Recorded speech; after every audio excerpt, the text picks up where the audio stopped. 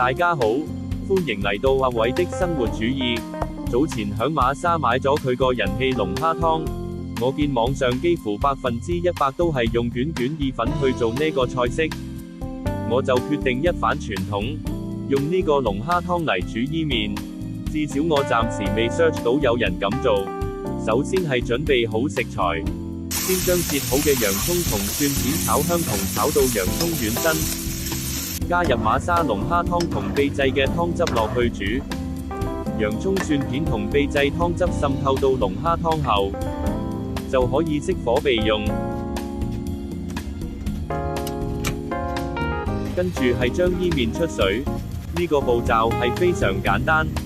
出水完就將麵撈出過冷河，然後將伊麵直接放到龍蝦湯度燜煮，等個伊麵吸收龍蝦湯嘅鮮味。跟住就係煎蝦仁同龍蝦，再加入預先切片嘅蘑菇一齊炒。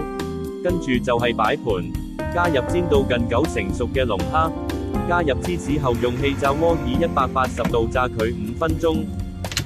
響呢個時間就係期待呢個成品嘅完成。搞掂啦，準備開餐。想知我個秘製嘅汁點整？留言想知。喜歡呢個 post，請 CLS 支持一下。